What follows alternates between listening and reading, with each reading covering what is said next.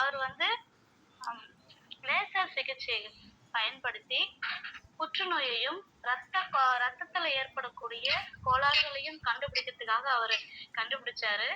கிட்டத்தட்ட ஒரு 40 ஆண்டு காலமாக இந்த துறையில அவரு சிறந்து விளங்குகிறாரு. எப்பவுமே பிஸியா இருக்கிற ஒரு சாருடைய டைம் நமக்காக கிடைச்சிருக்குன்ற பட்சத்துல நம்ம அவருடைய உரையை நம்ம அனைவரும் நல்ல முறையில கேட்டு அதை வந்து நமக்கு தெரிஞ்சவங்கிட்ட நம்ம புரிஞ்சுக்கிட்டாலே அடுத்தவங்களுக்கும் நம்ம அதை எடுத்து சொல்ல வேண்டிய கட்டாயத்துல இருக்கிறோம். சார் வந்து பல பல்கலைக்கழகங்கள்ல இப்பவும் ரொம்ப முதன்மை பேராசிரியராக இருக்கிறாரு. அவருடைய உரையை நம்ம அனைவரும் கேட்போம். ஓகே, ஒரு நிமிஷம் சார். நன்றி சகுந்தலா, ரொம்ப அழகாக சொல்லியிருக்கீங்க வரவேற்புரையே. சாரை பற்றி எங்களுக்கு கூட நிறையா விஷயங்கள் தெரியல, எல்லாருக்கும் ஒரு தெரிஞ்சுக்கிறதுக்கான ஒரு அறிமுகமாக இருந்தது. இந்த நிகழ்ச்சியோட தொடக்கமே என்னென்னா, அன்றாட வாழ்வியலில் அறிவியலின் பயன்பாடு அப்படின்னு தலைப்பு வச்சேன். நான் என்ன யோசிச்சுட்டு இருந்தேன்னா, அடுப்படியில் அறிவியல்ன்ற தலைப்பு கூட நம்ம தொடர்ந்து வைக்கலாம் அப்படின்ற கூட எனக்கு ஒரு யோசனை வந்தது. ஏன்னா நம்ம அறிவியல் தான் என்ன எல்லாருக்கும் வந்து ஏதோ எனக்கு சப்ஜெக்ட் படிக்கிறவங்க மட்டும்தான் சயின்ஸு, மற்றவங்களுக்குலாம் அது தேவையில்லை அப்படின்ற ஒரு கண்ணோட்டம் இருக்குது. இந்த அறிவியல் வந்து எல்லாருக்குமே தெரியணும். அதை ஒட்டி தான் இந்த நிகழ்ச்சியை வந்து ஆரம்பிச்சிருக்கு. இந்த நிகழ்ச்சி வந்து மாதத்துக்கு 2 முறை நடத்தலான்னு சொல்லி திட்டமிட்டிருக்கு. 1 மணி நேரம் குறித்த நேரத்தில் ஆரம்பித்து குறித்த நேரத்தில் முடிக்க திட்டமிட்டிருக்கு. அதுக்கு ஐயா வந்து நமக்கு உதவியாக இருக்கிறாங்க. இப்போ வந்து சாரிடம் வந்து நம்ம சில கொஷின்ஸில் கேட்க போகிறோம். உங்களுக்கு இந்த நிகழ்ச்சி முடிஞ்சதுக்கப்புறம் நிறைய கேள்விகள்லாம் வரும். அது எல்லாமே நீங்கள் வந்து எனக்கு தொகுத்து அனுப்புனீங்கன்னா நம்ம மாதம் 2 முறை இந்த வகுப்பு வந்து ஆன்லைன் வகுப்பு தொடர்ந்து நடைபெறும் உங்கள் ஆதரவுடன். இப்போது சார் பேசுவாங்க. சார் நீங்கள் பேசுகிறீங்களா சார்? கொஸ்டின் மட்டும் வேணா நான் சொல்கிறேன் சார். நான் பேசுகிறேன். மகிழ்ச்சி. இந்த நிகழ்ச்சிக்கு வந்து மற்ற பேருக்கு என்னுடைய வாழ்த்துக்களை வரவேற்பை சொல்லுகிறேன்.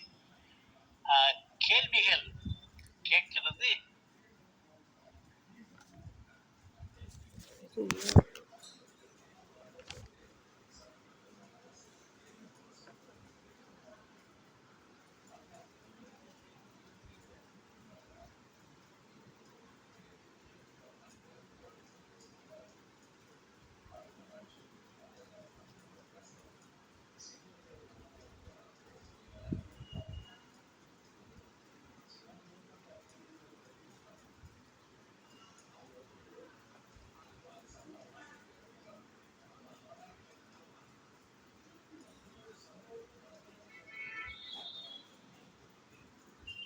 ஹலோ கேட்குதுங்களா?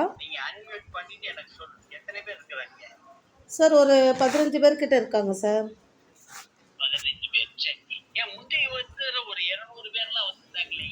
இல்லை சார், நம்ம அது எல்லா குழுக்கு பகிரல. நம்ம சென்னை SRP குழுக்கு மட்டும், அப்புறம் சில மாணவர்களுக்கு மட்டும் கொடுத்துருக்குறோம்.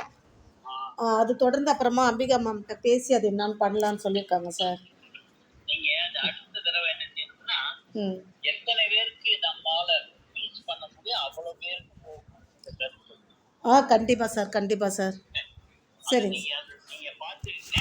அடுத்த 15 நாளைக்கு அப்புறம் நீங்க அதுக்குள்ள ஏற்பாடு பண்ணீங்க. அதாவது தமிழ்நாடு ஃபுல்லா தமிழ் தெரிஞ்ச எல்லாருக்கும் போகணுங்கிற மாதிரி தான் என்னுடைய நோக்கம். ஓகே சார், கண்டிப்பாக சார். நம்ம சார் கேள்வி முதல் கேள்வி நான் சொல்கிறேன் சார். ரிமோட் கண்ட்ரோல் எப்படி வேலை செய்கிறது?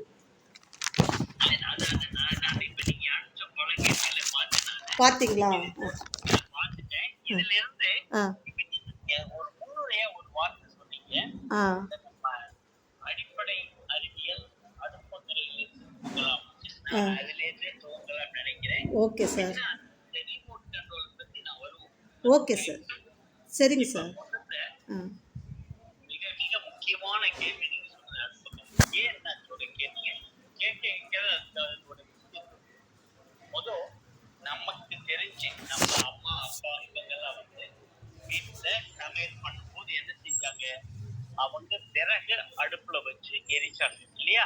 ஆமா சார். அந்த விறகு அடுப்பு எரியும் போது கவனிக்கணும், நான் சொல்ற ஒவ்வொன்றுலயும் முக்கியத்துவம். மண்பானையில சமையல் பண்ணுவாங்க, அல்லது இரும்போ அல்லது அலுமினியம் இந்த மாதிரி பாத்திரங்கள்ல ஈயத்துல வச்சு சமையல் பண்ணுவாங்க.